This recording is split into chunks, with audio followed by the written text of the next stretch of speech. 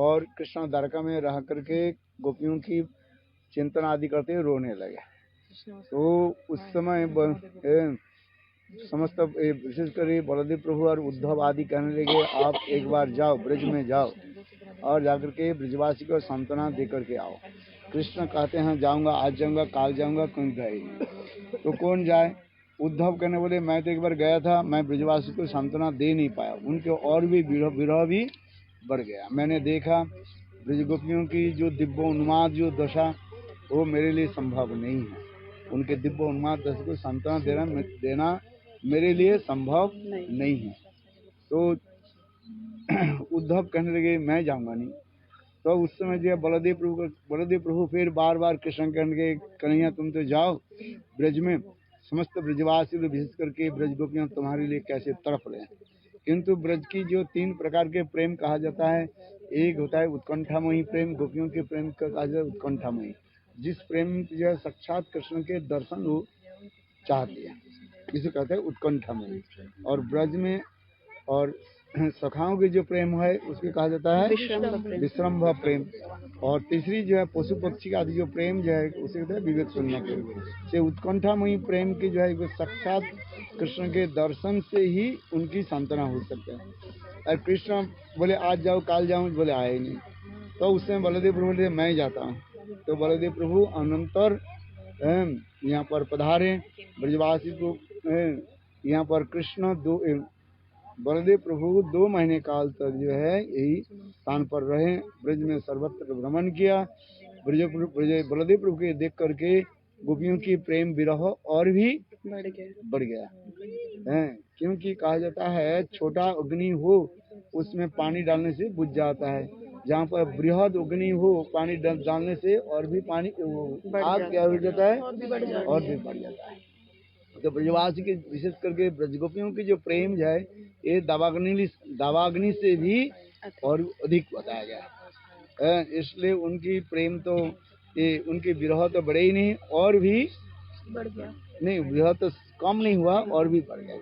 अनंतर बलदेव प्रभु तो समस्त गोपियों के लेकर के उनने यहाँ पर रास आदि विहार आदि की। इस जय राम घाटे जय रोहिणी नंदन, जय जय वृंदावन बासी जय, ये समस्त जो है लीला आदि करने लगे। तब उसके जो है ब्रज गोपियों के साथ कुछ सांत्वना देने के लिए प्रयास किया। किंतु यहाँ पर जो है बलदेव प्रभु वास्तव रूप में बलदेव प्रभु अपने जो जुट जो है गोपियों के साथ रास विहार किए।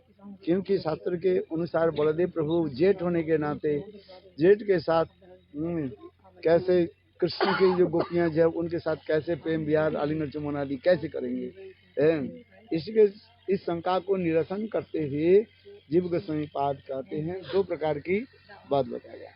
देखो इस जगत में जितने भी विधि मार्ग इस जगत में है, स्वर्ग आदि उच्च लोक में इतने विधि मार्ग नहीं है, तो उससे स्वर्ग से ऊपर भी वैकुंठ, वैकुंठ से ऊपर गोलोक वृंदावन, वहाँ पर ऐसे विधि नहीं रहेगा।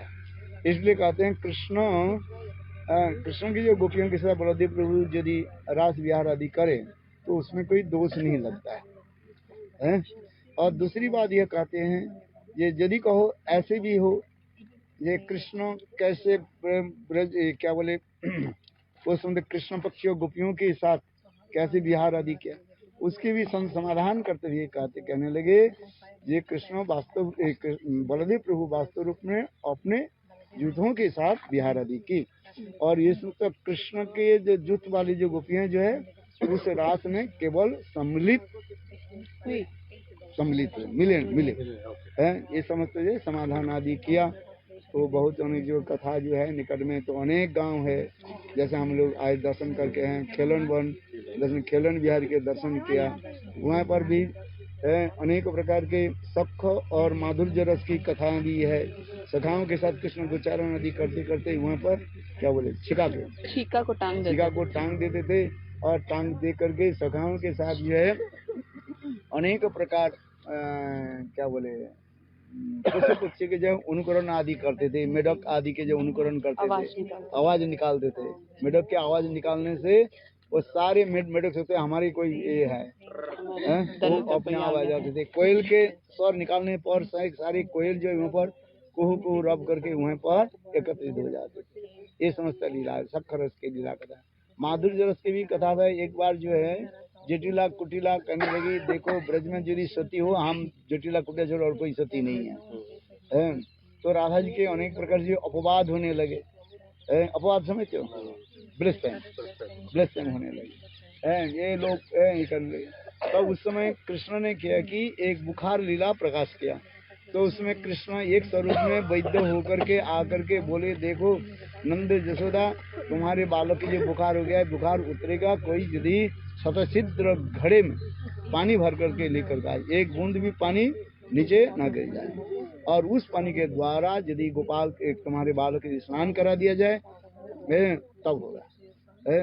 तो इसका किंतु उसके माता पिता की तरह नहीं होगा, किंतु माँ जसोदा है ना, इसलिए वैद्य एक कहने लगे माता पिता पानी नहीं ले सकते, माता पिता के छोड़ करके। तो उसमें क्या है अंत तब सभी कहने लगे ये जटिला कुटिला तो ब्रज की सबसे सती नारी कहते हैं, तो इनके भेज दिया जाए। तो वो लोग कहते छठ लाना तो बहुत दूर की बात, पानी भरने लगे और सारे पानी नीचे गए। वो लोग वहीं पर खड़ा वहीं पर रख करके ही छोड़ करके भाग गए। तो अनंतर जो है राधा जी के मनाया, राधा जी बोले मैं नहीं जाता, मैं तो असती नारी हूँ। तो फिर जटिला कुटिला राधा जी के चरण पकड़, बहुत तुम लेकर के आओ, पानी लेकर के आओ। क्यों माँ जसोदा ने और नंद महादेव ने जो हमारे बेटा के लिए पानी भर करके ले आए, उसके अनेक प्रकार धन दिया जाए। तो अनंतर जो है जटिला कुटिला राधा जी को मनाया। राधा जी यहाँ पर घड़ा लेकर के आई, निकट में जमुना है। तो उस समय जो है कृष्ण नाम चिंतन करते राधा जी पानी भरने दे, और सारे घड़े के छेद में कृष्ण ही मानो बैठ गए, एक बूंद भी पानी भरा, और वो पानी लेकर के कृष्ण के स्नान कराया, कृष्ण के बुखार चले। तब ब्रज में प्रचार हुई ये श्रीमती राधिका श्रेष्ठा सती नारायणी रमणी सीता शिरोमणि विषभानु नंदिनी नील वसन ये समस्त कथा है। और अनेक कथा है, और भी उजान गांव है, बहुत अनेक कथा है। पानी ऊपर से आने लगे। फिर यहाँ पर कृष्ण बलदेव प्रभु गोपियों के साथ जो रास विहार किए, और उसमें गोपियां करने लगे हमें प्यास लग रहे हैं तो पानी पिलाओ। बलदेव प्रभु ने उनको बुलाया, जमुना के बुलाया, जमुना नहीं आई बहते। बलदेव प्रभु क्रुद्ध हो गया, गुस्सा से क्या अपने हल के द्वारा जमुना को खींचा। तो उसे पानी ऊपर से आ रहे हैं, फिर इधर आकर के फिर नीचे जाते हैं। तो ये सब उजान गांव है, और ये कच्छवन है, कृष्ण कुछवा के भांति होकर के लीला आदि करते थे। और के अनेक गांव ये सब कथा जो चलो वहीं पर बताएंगे। इधर आसपास में अनेक गांव है। उजान गांव की क्या लीला है? उजान जो पानी जो है ऊपर से आ रहे हैं, और उजान माने कि उल्टे की तरफ जाना। अच्छा, खींच करके जो लाए, खींच करके जो है पानी उल्टी की तरफ